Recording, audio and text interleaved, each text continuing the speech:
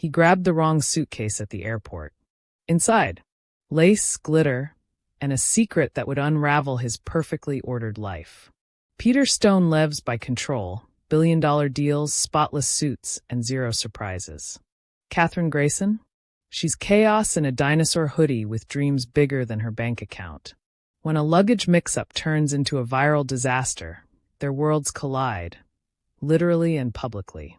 But what starts as humiliation might just become the most unexpected kind of connection. Honest, raw, and exactly what neither of them was looking for. 2 lives. 1 suitcase. 100 tangled emotions. Sometimes love doesn't arrive neatly packed. Hello family, welcome to True Life Stories. Please subscribe and leave a like for us, it means the world to us. Also share this video to your friends and loved ones, and turn on post notifications so you don't miss future videos from us. Thank you as you do so. Sit back and relax as we dive into the story.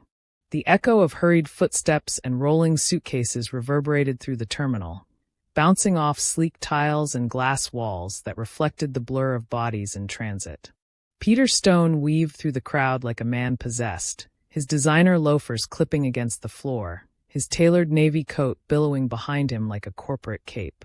His jaw was tight, phone pressed to his ear as he barked into the receiver. Tell them I'm 5 minutes out. Stall if you have to. No, stall better than that. The voice on the other end stammered, but Peter didn't hear it. He clicked off and shoved the phone into his coat pocket, scanning the baggage carousel with military precision. Black suitcase. Red detailing. Simple. Sleek. Efficient. Just like him. The conveyor belt groaned into motion, and Peter's eyes locked on a bag rotating toward him. Black, with red piping around the edges. Bingo.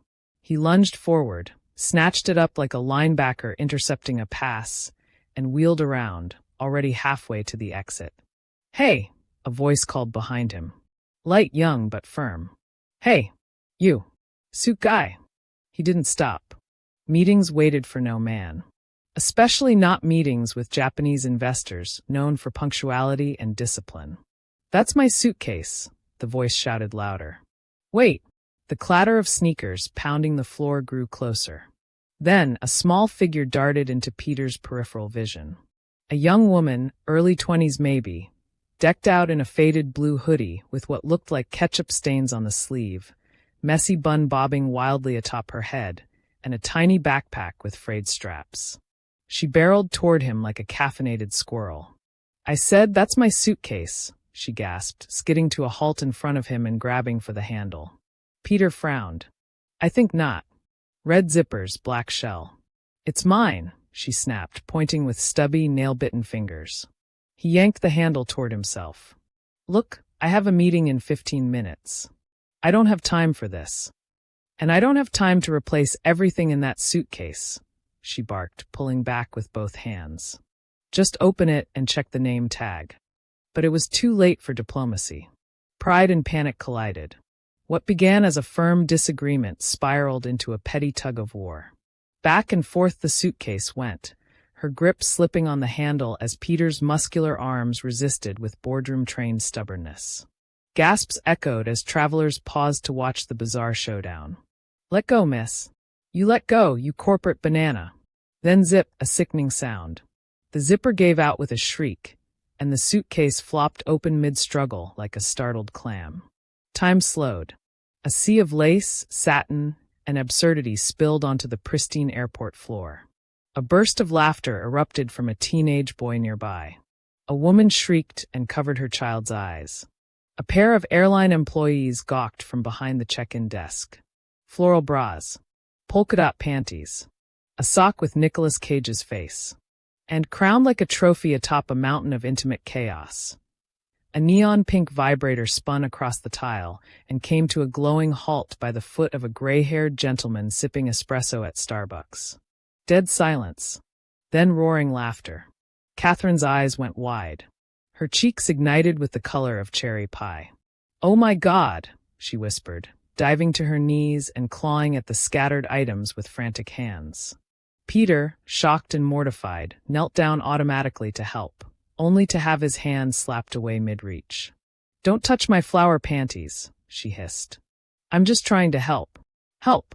You're making it worse. This is your fault. You pulled first. You grabbed the wrong bag. You brought a glowing. Oh my God, is that thing vibrating? Click. A phone snapped a photo. Click, click. Another. Oh, this is definitely going on TikTok, someone chuckled nearby. Peter froze, suddenly aware of just how many phones were now pointed in their direction. A woman covered her mouth to stifle laughter. A child began reaching for the vibrator, only to be yanked back by a horrified mother. Catherine swept everything into the busted suitcase and slammed it shut with the fury of a courtroom gavel. You should check the name tag before grabbing someone's bag, Mr. Bigshot, she seethed, standing upright with stiff posture and clenched fists. And you should keep that thing in a more discreet place, Peter muttered, nodding subtly at the item now half stuck in the zipper. Her nostrils flared. You absolute mannequin.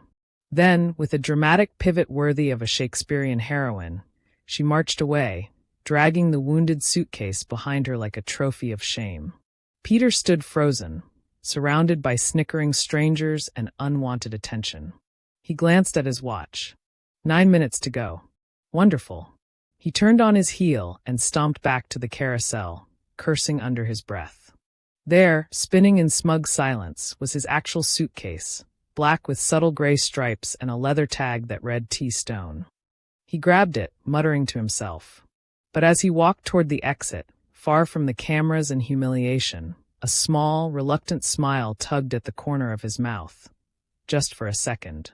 It had been a long time since something, or someone, had surprised him. Peter Stone's reflection stared back at him in the silver elevator doors. A crooked collar, and most damning of all, a constellation of glitter embedded in the fibers of his charcoal suit. He ran his fingers through his head, grimacing as a tiny pink star flake stuck to his palm. Fantastic. He looked like he'd lost a wrestling match with a toddler's arts and crafts bin. The elevator chimed and the doors slid open. The 22nd floor of Anders Global, the meeting site of Peter's most important negotiation of the quarter, was a cathedral of glass and order. The floor beneath his feet gleamed. Polished concrete. Sleek cold. Just like everything he built his reputation on. A receptionist appeared almost instantly, all poised posture and robotic smile. Mr. Stone, welcome. Right this way. Mr. Hiroshi and his team are expecting you. Of course, he replied with that charming half-smile he'd perfected for boardrooms and photo ops. He followed her past a row of frosted glass offices into the executive conference room. The door swung open. Long table. Glass walls overlooking the skyline. A spread of tablets, pristine folders, and pitchers of infused water. 5 sharply dressed Japanese businessmen sat along the right side, murmuring quietly to one another. Mr. Hiroshi, stone-faced and elegant in a silver suit, sat at the head of the table. Then Peter's gaze shifted to the far left. There she was. Catherine. Same messy bun, though it tried to hide under a corporate blazer clearly borrowed or thrifted. 2 sizes too big, shoulder pads sagging. Her hoodie was gone, replaced by a blouse that still bore a tiny paint stain near the cuff. She held a notepad in her lap and tapped a pink glitter pen nervously against her knee. Peter froze mid-step, one hand still on the doorknob. A second passed. You've got to be kidding me, he blurted, louder than intended. Every head turned.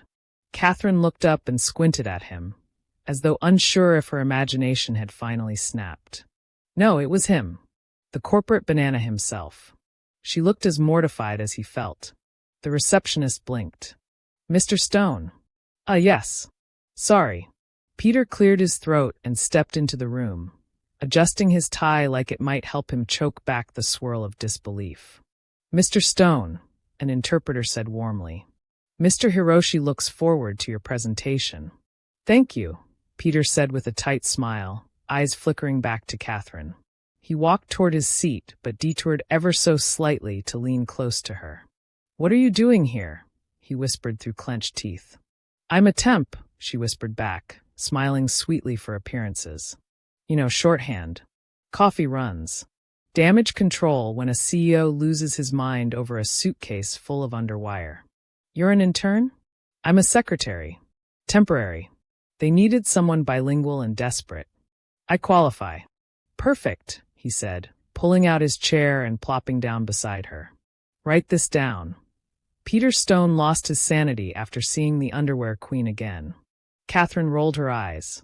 You mean you, the one who yanked my suitcase like a construction crane and broadcasted my delicates to an international audience? That one. Peter snorted. It's your fault I'm now trending as Lacy Peter. Serves you right. That's karma. No, that's humiliation. Catherine twirled the glitter pen between her fingers and whispered without looking at him. It's called Catherine, actually. Literally. Peter opened his folder, flipping pages aggressively. Mr. Hiroshi frowned and leaned toward his interpreter, murmuring something in Japanese. The interpreter hesitated, then translated. Mr. Hiroshi wishes to know, do you two know each other? Peter inhaled slowly, resisting the urge to scream. Know each other? That's putting it mildly. Catherine crossed her legs, posture prim. Her voice sugar-coated like syrup. We once had a public disagreement over a suitcase. N.A. misunderstood accessory. The vibrator wasn't mine, she added hastily, too loud. Someone choked on water. Peter coughed into his sleeve to hide a laugh. Must have just fallen in, huh? Catherine shot him a glare. You're really enjoying this. Oh yeah, this is the highlight of my month. Nothing says professionalism like revisiting your lingerie collection in front of international investors. I swear, she hissed, if you so much as breathe the word panties again, I'll superglue your chair to the floor. Peter smirked, finally looking down at the charts in front of him. Noted. Miss Catherine. The meeting resumed, or tried to. Spreadsheets were presented. Forecasts discussed. Market expansion plans laid out. But Peter couldn't focus. Not really.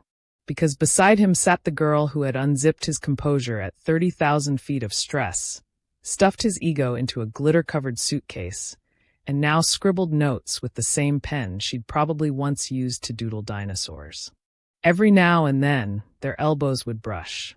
Once she dropped her pen and they both reached for it, his hand catching hers for a split second. She didn't pull away.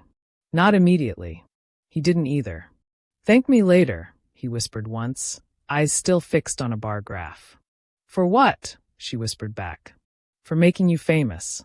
Lacy Peter's sidekick is trending too. She stifled a laugh. Just barely. The corner of her mouth twitched. You're impossible. And you're a menace. She smiled, reluctantly but honestly. For the first time that day, Peter stopped feeling like the world was out of order. Catherine flipped a page in her notebook and sighed. You better have a great presentation. I do. You better not ruin it. I won't. You better not flirt with me in front of the investors. Peter turned to her, voice low. Catherine. I'm not flirting. She raised an eyebrow. No. I'm negotiating. She rolled her eyes again, but this time the smile stayed. The moment Peter Stone stepped into his penthouse, the silence slapped him in the face like a cold dish of irony. He closed the door behind him, tossed his suitcase to the side, and peeled off his glittered suit jacket as if it had offended him personally. A flick of a switch bathed the open-plan space in warm light. Floor-to-ceiling windows revealed the skyline, a glass city sprawling beneath a purple dusk. Normally, the view brought him calm. Tonight, it was a mockery, a reminder of the order and control that had just unraveled under the unforgiving glow of airport fluorescence. His phone buzzed. Again. And again. He glanced down. 37 missed calls. 19 texts. He sighed and answered the one name he couldn't ignore. Daniel, he said, already loosening his tie. Please tell me the internet is broken. His assistant's voice crackled in. I wish. You're trending. Peter froze mid-stride. What do you mean I'm trending? Hashtag Lacy Peter has peaked at number 4 worldwide. Number 4, Peter. And dropping underwear on the floor is now a TikTok dance challenge. They've remixed the video with Beyoncé. Jesus Christ, Peter muttered. I told you not to grab that suitcase. I didn't grab it on purpose. She's got memes. You're a GIF now. One where your face freezes when the vibrator rolls out? That one's viral. Peter walked over to the kitchen, opened the fridge, stared inside at nothing he wanted, and closed it again. Damage control. Now, get Marla from PR, scrub it all. Marla's already drafting a statement. Make it sound humble. You don't do humble. I do now. Got it. And, Peter. What? That girl. Catherine. She's gaining followers fast. Someone found her Etsy shop. Sales are exploding. There's even a rumor she's the new face of some indie lingerie brand. Peter groaned and collapsed onto his velvet sofa, arms flopping to the sides like a man shot in battle. Tell me you're kidding.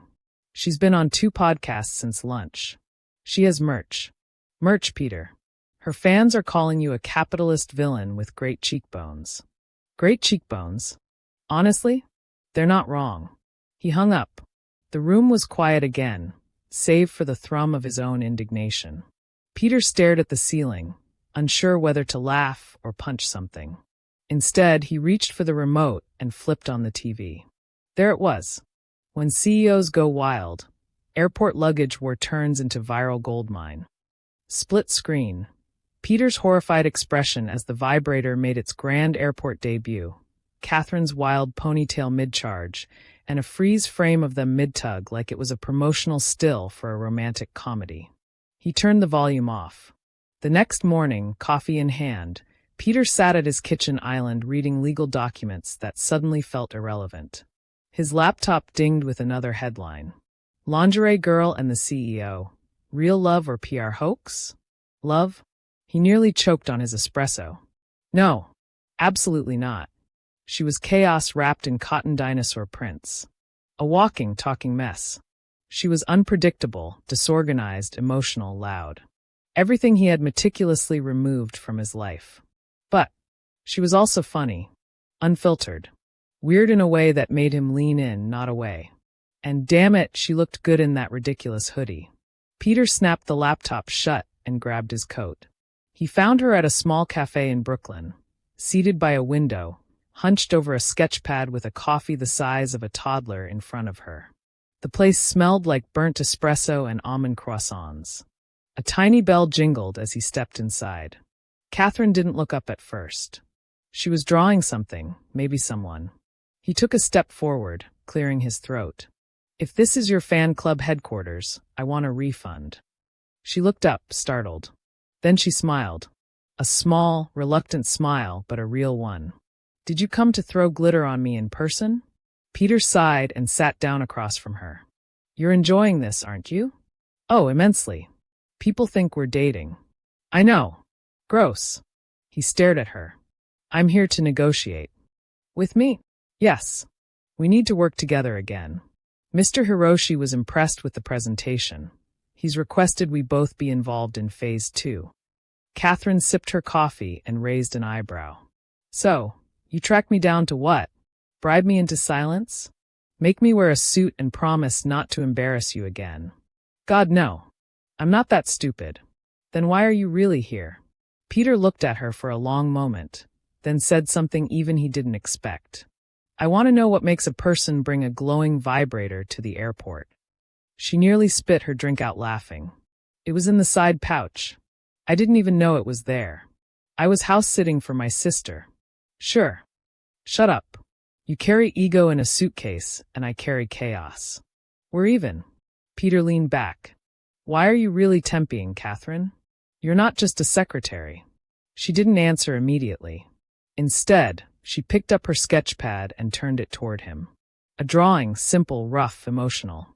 A cafe with shelves of books and walls filled with framed sketches. A little sign above the door, Catherine and Grounds. My dream, she said quietly. Someday. If I ever get past barely affording rent. Peter studied it. Then softly, it's not bad. You're not bad, she muttered. He looked up. She flushed. I mean, when you're not being an arrogant jackass. They stared at each other a second too long. Outside, rain began to patter against the window. Inside, the air thickened, not with tension, but something else. Something new. Maybe we work better together than we think, Peter said. Catherine shrugged, but her smile betrayed her. We'll see. Just keep your hands off my suitcase. Peter smirked. Deal. But if I trend again, I'm suing you for emotional distress. You'll have to stand in line. It had been 2 days since Peter Stone found himself seated in a Brooklyn cafe, watching Catherine doodle her dreams into a spiral notebook. 2 days since he'd seen her smirk soften into something thoughtful, almost wistful. And 2 days since he'd realized the sharp, witty girl with glitter pens and chaotic energy was somehow taking up more space in his head than any merger, market analysis, or acquisition ever had. Now he sat at a small corner table in Cedar and Sage, a local cafe with cracked leather booths and Edison bulbs hanging low on rusted chains. It wasn't his kind of place, too warm, too noisy, too filled with conversations that weren't about business. But Catherine had picked it, which apparently made it perfect. She arrived 6 minutes late, juggling a sketch pad, 2 iced teas, and a messenger bag stuffed with God knows what. A pencil was tucked behind one ear, and a pink smudge ran across the bridge of her nose like war paint. Sorry. The G train stopped for no reason, like it was taking a nap. Peter blinked. You took the train? Yeah, because I'm not a billionaire with a car service and a cologne that smells like boardroom intimidation. He smirked. You can smell success. I can smell sweat and leather seats. Catherine slid a tea toward him and dropped into the seat across from him, instantly pulling out her sketch pad and flipping it open like a magician preparing a trick. So, Hiroshi wants another presentation, she said, tapping her pen against the table. And you want it to be impressive. It has to be, Peter replied, adjusting his cuffs. Their team is evaluating a major distribution partner. I need to pitch a culturally blended campaign that respects Japanese tradition, but also appeals to Western markets. She squinted at him. You need storytelling. I need numbers. You need storytelling, she said again, slower, like she was speaking to a particularly stubborn child. He opened his mouth to protest, but she was already flipping through her sketch pad again. You don't sell products, Peter. You sell ideas, identity, values. And you don't win over people like Hiroshi with bar graphs. You win them with meaning. He leaned back, eyebrows raised. You're quoting marketing theory now? No, I'm quoting my dad. Something shifted in her voice. Just a little. He ran a bookstore/art supply shop in Queens. He used to say, people don't buy brushes, Gracie. They buy the dream of painting something worth remembering. Peter tilted his head. He sounds smart. He was, she said softly, then tucked her sketch pad against her chest. He passed 3 years ago. Lung cancer. Never smoked a day in his life. I'm sorry. Catherine nodded. It was fast, ugly, and expensive. I sold everything I had to pay for the medical bills. Even his shop. That's why I temp. I'm saving. Slowly. For a new space. Maybe not books and brushes, but something like it. Something of my own. Peter didn't know what to say to that. He'd grown up in privilege. Legacy accounts, polished holiday dinners, and a trust fund waiting like a pillow under every risk. His losses were corporate. His griefs strategic. But this was real. He cleared his throat. You know, my mother died when I was 25. Catherine looked up, surprised. Car accident, he continued. The media circled like vultures. Socialite wife of tech mogul dies in tragic wreck. It was everywhere. I buried her in front of cameras. Catherine blinked. God, that's awful. He nodded. After that, I built walls. Schedule. Structure. Discipline. I told myself if I could control everything, nothing would hurt like that again. Silence. She reached out without thinking and rested a hand on his, just briefly. It was soft, warm, and completely without ceremony. Then it was gone. I get it, she said. Control is easier than hope. Peter exhaled a laugh, low and broken. Exactly. The waitress arrived with 2 sandwiches and a bowl of sweet potato fries, placing them between them like a peace offering. They ate in near silence for a few minutes, both deep in thoughts that didn't need to be spoken aloud. Eventually, Catherine slid a fresh page in her sketchpad toward him. It wasn't a drawing, just words in different fonts, bolded, shaded, handwritten with elegance. A concept, a message, bridging histories, where innovation honors tradition. A campaign for unity in evolution. A product line rooted in respect. Peter stared at it, something warm prickling at the edge of his chest. This, he murmured, this is really good. Catherine shrugged. It's not finished. No, it's perfect. He looked up at her, into her eyes, not scanning for sarcasm or waiting for a punchline, but really looking at her. She wasn't polished. She wasn't rehearsed. But she was real. How do you do that? He asked quietly. What? Pull meaning out of nothing. Catherine smiled. It's not nothing, she said. It's just been waiting for someone to see it. Later that night, as Peter stepped into his town car, sketchpad in hand, he felt something strange. It wasn't adrenaline. It wasn't nerves. It was inspiration. For the first time in a long, long time, he wasn't just building a campaign.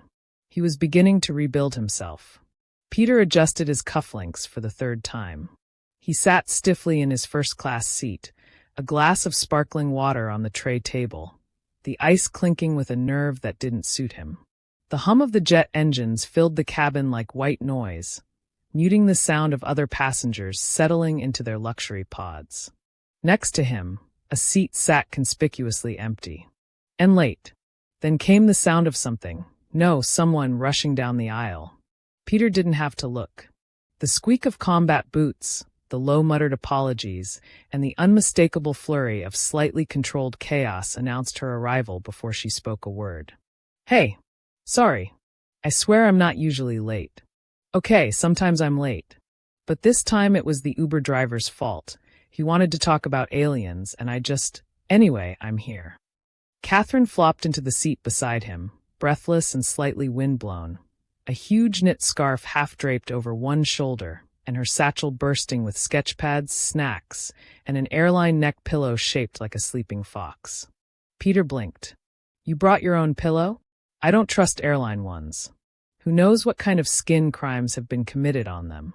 He stared. She sipped from a convenience store iced coffee she must have smuggled past security. Also, I have granola bars. You want one? They're peanut butter chocolate. I'm good, he said, almost smiling. Almost. Suit yourself. But you'll regret it when the in-flight meal is tofu or sad chicken. The flight attendant appeared. Ms. Grayson? Mr. Stone? Welcome aboard. We'll be taking off shortly. Anything else I can get you before departure? Yes, Catherine said. An attitude adjustment for my seatmate. Peter glanced at her sideways. Says the woman who packed snacks like a raccoon preparing for hibernation. The attendant blinked, unsure how to react. Catherine gave her a reassuring smile. We're co-workers. Not enemies. Anymore.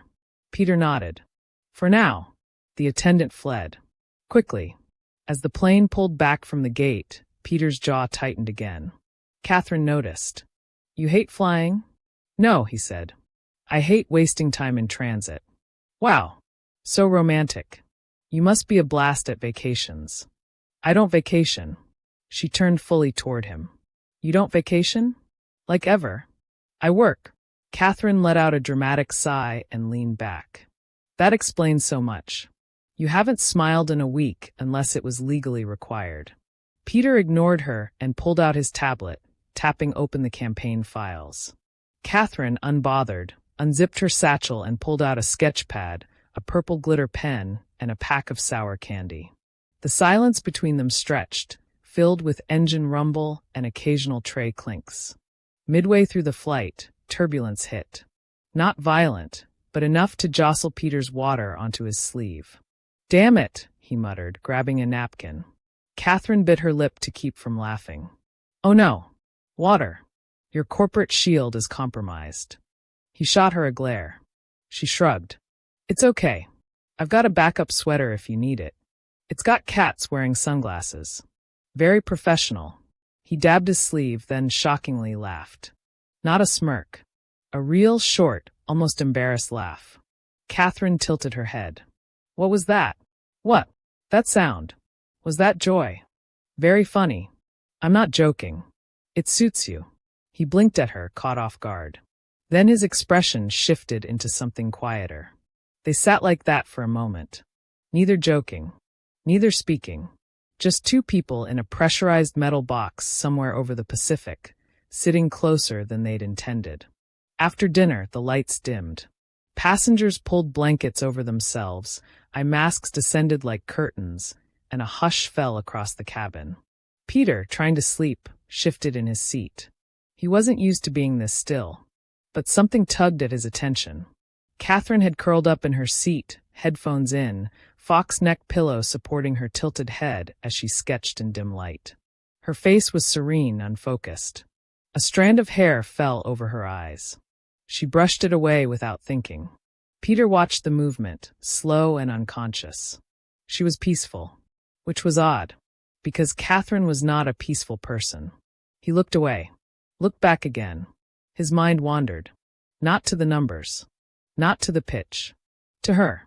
Hours later, they landed in Tokyo, stepping into a cool breeze and a blur of polite greetings and black cars. The driver whisked them to the hotel, a luxury tower with polished marble floors and staff who bowed so deeply it made Peter uncomfortable. At the front desk, the receptionist blinked down at the screen. "There appears to have been a mix-up," she said in accented English. "Only one room under your company reservation. One suite." Catherine's eyes widened. "I'm sorry, one what?" Peter's jaw tensed. "That's not possible. We booked 2 rooms. Only one name on the executive suite booking. Mr. Stone. We apologize for the error." Catherine looked at Peter, arms folded. "Well," he sighed, "we'll fix it in the morning. And tonight, I'll sleep on the couch." She narrowed her eyes. "You even own pajamas, Stone?" He turned to her with deadpan calm. "Catherine, I flew 12 hours next to a woman who ate 6 packs of sour worms and compared me to a vampire. I'm too tired to be a threat to anything but the minibar." She rolled her eyes. "Fine. But if you snore, I'm posting it." "Fair." The suite was massive, panoramic skyline view, mahogany everything, and a rainfall shower the size of a Manhattan studio. Catherine flopped onto the king-sized bed like she owned it. "This is the nicest room I've ever been in." Peter unbuttoned his sleeves. "Try not to break anything." She rolled to her side, watching him from the pillows. "You don't have to act like a statue all the time, you know." He paused. She continued, voice softer now. "You can take off the armor. The world's not always out to cut you." "I don't wear armor." She smiled, sad and knowing. "Yeah, you do." That night, Peter sat on the couch with a glass of sake he barely tasted. The city lights blinked outside. He stared at his phone, unread messages glowing like ghosts. Business. PR, damage control. And yet his mind drifted to pink glitter pens, to bookstores that no longer existed, to hands that reached out in silence, without asking for anything. He looked toward the bed. She was sleeping sideways, blanket half off, arm draped over a pillow like it was a friend. He'd never met someone so unfiltered. He'd never met someone who made him feel off script. And he wasn't sure if that scared him or thrilled him. Maybe both. The scent of strong coffee, faint ink, and something floral clung to Peter's tailored suit as he stepped into his office the following week, fresh from Tokyo. The door clicked shut behind him with its usual, satisfying finality. But the usual calm he felt within these walls didn't come. Not this time. He stood for a moment in the center of his minimalist office, glass, steel, and silence, and looked out at the skyline. His reflection stared back at him in the window, polished, pressed, composed. But his mind was still 10 time zones away. Catherine had left Tokyo 2 days before him. She said it was due to her temp schedule, something about missing too many shifts, but Peter suspected she needed the space. He hadn't blamed her. After their chaotic but successful pitch to the Japanese board, everything between them had shifted in subtle, unspoken ways. The shared glances, the conversations that wandered far from business, the moment in the hotel suite when their hands accidentally touched reaching for the same blanket, and the fact that neither of them pulled away right away. He loosened his tie and tossed his briefcase onto the desk. His assistant, Daniel, buzzed in over the intercom. "Mr. Stone? Just a heads up, you have a visitor in the lobby." Peter raised a brow. "Who?" "Catherine Grayson." That pulled him upright. "Send her up." He had barely finished straightening his tie again when the elevator chimed. She entered the office like a misplaced whirlwind, slightly breathless, her hair in a top knot again, wearing a sundress under a paint-smudged jacket. She looked like spring walked into a marble museum. "Nice view," she said, gesturing toward the skyline. "You can see all the way to your ego." He smirked. "And you came all the way here just to insult me?" "No," she said, pulling a folder from her bag and placing it on his desk. "I came to give you this. The updated campaign layout. I made some changes after Tokyo." He opened the folder and flipped through the pages. Visuals, slogans, tone guides, cultural overlays. It was brilliant. She'd taken what they'd co-created in Japan and elevated it. Warmer, more human, more her. "This is incredible," he said genuinely. "I know." Their eyes locked again. That same pull. That same flicker of something unnamed. Then she looked down at his desk and smirked. "You still keep things too clean. Makes me want to spill coffee out of spite." He laughed softly. "That sounds like you." There was a pause, pregnant with something heavier. Catherine looked around the office.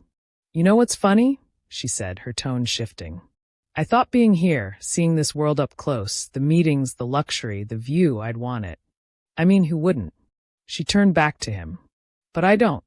Not really. It's all impressive, but it's not mine." Peter leaned against the desk. "Then what is?" "My own place," she said. "My own walls. With messy art, mismatched chairs, and people who don't talk like quarterly earnings are a love language." He smiled slowly. "Still thinking of that cafe?" "Every day." "A beat. Why not do it?" "Because dreams cost money, and rent is a capitalist fever dream," she said flatly. "Also, I'm still paying off a student loan for a degree in things my dad told me anyway." Peter was quiet for a moment. Then he walked to the cabinet near his window, unlocked it, and pulled out something she didn't expect. Her suitcase. The suitcase. The one from the airport. The one that started it all. He placed it on the desk, scarred and still glitter-dusted. "You kept it?" she asked, blinking. He nodded. "I meant to send it back. But something told me not to."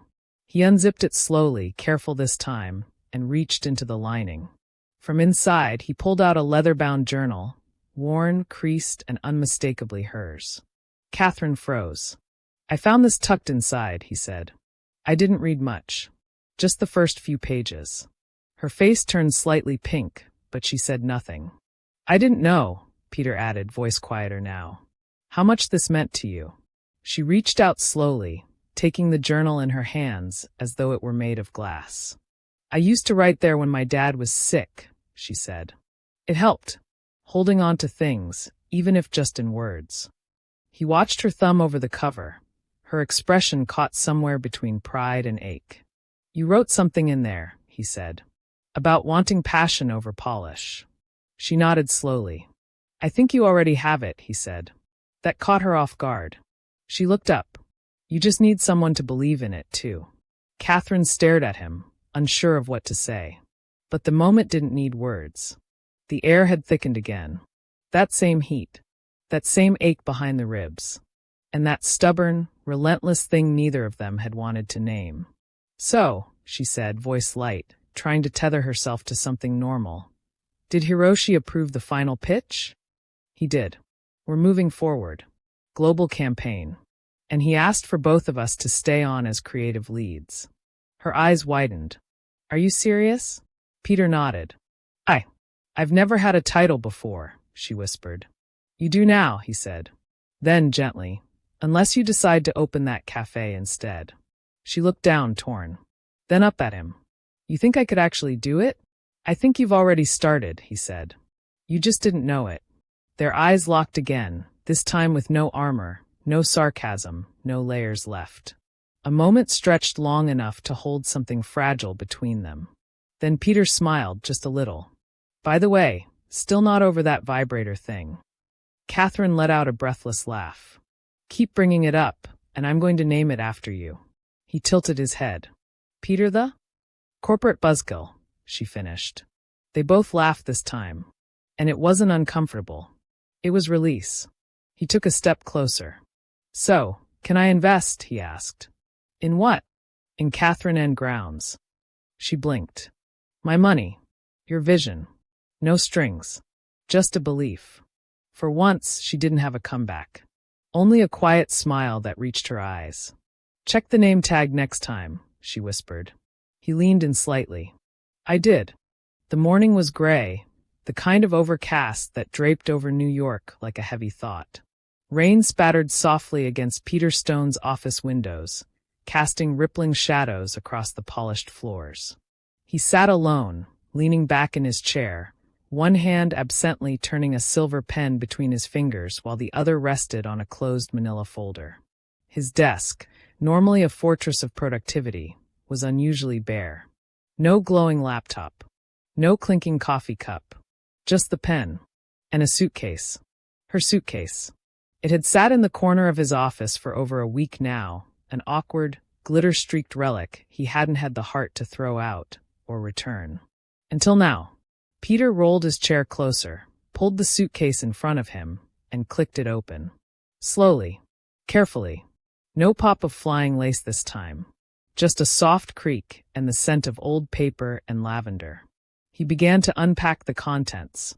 Not much, just a few things Catherine had forgotten or left behind. A wrinkled scarf. A half-used sketchbook with an ink stain across the bottom edge.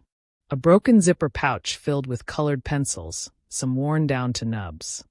And then, tucked against the inner seam like a secret folded into fabric, he found it. A second journal. Not the one he'd seen before. Not the one she guarded like a relic of her father.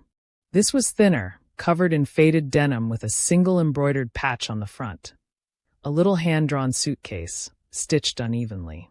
He hesitated. For a moment, he simply held it, thumb brushing the edges. Then he opened it. The first page was a list. It wasn't titled, but it didn't need to be. Things I'll build one day, even if nobody believes me. A cafe with a little bookshelf in the bathroom. A menu written in chalk by someone who can't spell cappuccino right. A wall of hand-drawn mugs. One for every customer. A quiet corner, for people who want to be alone but not lonely. A sketch pad at every table. A shelf for donated books. A shelf for people's stories. A bell by the door that sings like it means it. And maybe, just maybe, a place someone like him could walk into and forget his armor for an hour. Peter swallowed hard. There was no doubt who him was. He flipped another page. A loose doodle, quick and messy, of a man in a sleek suit reaching for a steaming mug that said "Feel something." Above it, Catherine had written, "Sometimes the hardest thing to hold on to is softness. Especially when the world keeps handing you steel." The words hit him like a whisper laced with a punch. He closed the journal and sat still for a long time, the rain tickling the glass behind him, soft and steady. Everything he'd spent his life building, his company, his walls, his identity, suddenly felt thin, like a projection onto a canvas Catherine could see through in a single glance. She had changed him. Not loudly. Not on purpose. Just by being her. By being honest in a world addicted to pretenses. By laughing when he scowled. By calling him out. By calling him in. That night, Peter didn't go home. He didn't go to a cocktail event or a boardroom dinner.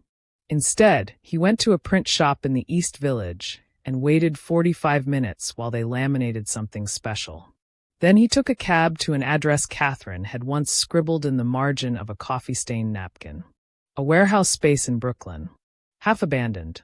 Dusty windows. But it had a for lease sign on the door.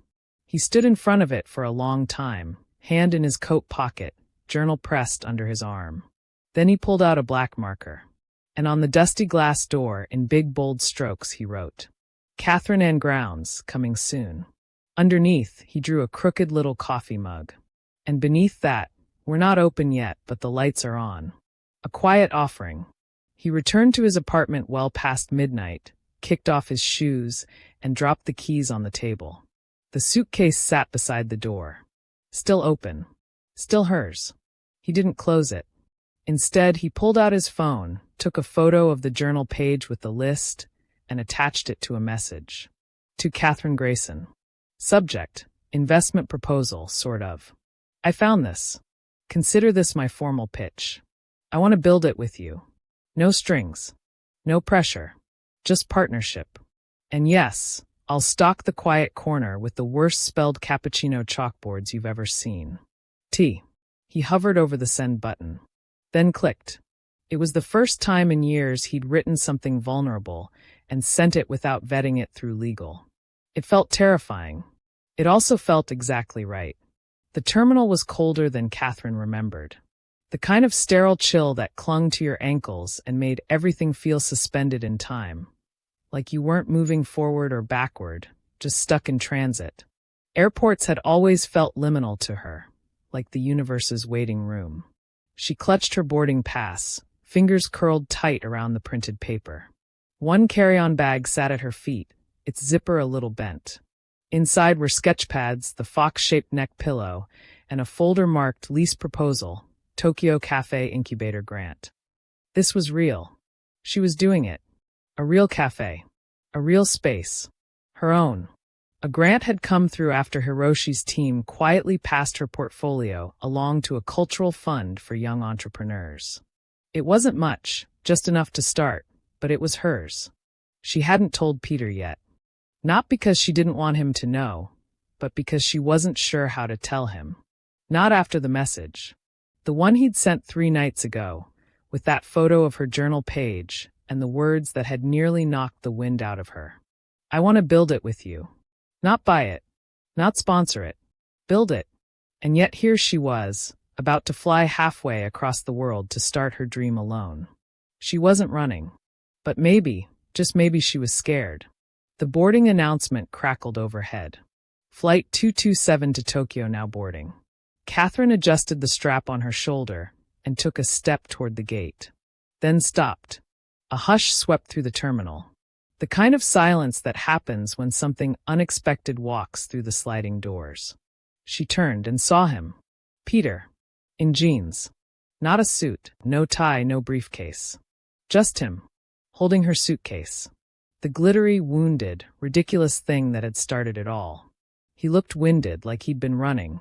Not just through the airport, but through every excuse not to be there. He spotted her immediately. Don't get on that plane, he said. She blinked. Peter. I know. I'm late. Again. But for once, I don't have a speech. She raised an eyebrow. You. Speechless. I've rewritten this conversation in my head 100 times. All of them sounded wrong. So I'm just going to say it. He stepped closer. You were never the chaos, Catherine. You were the pattern I couldn't see because I was too busy pretending I didn't need one. She swallowed. I don't want to just fund your dream. I want to wake up in it. A beat passed between them, thick with everything they hadn't said. She crossed her arms, heart thudding. So what now? You give up your empire to make lattes with me? No, he said, smiling. I keep the empire, but I'll build a kingdom with you. She laughed, startled. That was cheesy. I rehearsed that line at least 12 times. I can tell. He held up the suitcase. Still yours. I figured, maybe I could carry it for a while. Catherine looked at him, truly looked. Past the bravado, past the charm. Into the man who had sat on a cold couch in Tokyo listening to her dreams, who had scribbled Catherine and grounds. Coming soon on a dusty door, who had found meaning in a suitcase full of glitter and secrets. Then she smiled. You're an idiot. I know. A persistent, impossible idiot. I really know. She walked up to him, eyes never leaving his, and slowly took the suitcase from his hands. Their fingers touched. Then she dropped the suitcase and wrapped her arms around him. It wasn't a dramatic movie kiss or a slow-motion spin. It was better. It was warm. Solid. Like coming home. She pulled back just slightly, enough to whisper. If you're carrying my baggage, you better know it comes with glitter and emotional monologues. He grinned. I brought a lint roller and a therapist. She laughed. Loud, unfiltered. They stood in the center of the terminal, surrounded by strangers who barely noticed that something quietly monumental had just happened. The gate attendant called final boarding. Catherine looked toward it, then back at him. So what now? Peter stepped beside her, slipping his hand into hers. Now, he said, we start with coffee. And after that, whatever comes. Together, they walked away from the gate, the suitcase bumping behind them on one slightly busted wheel. And somewhere above them, the departure board blinked. But for the first time in a long, long time, they weren't going anywhere. They had arrived. We have come to the end of the story. I hope you enjoyed it. Leave a like and subscribe to my YouTube channel for more interesting stories.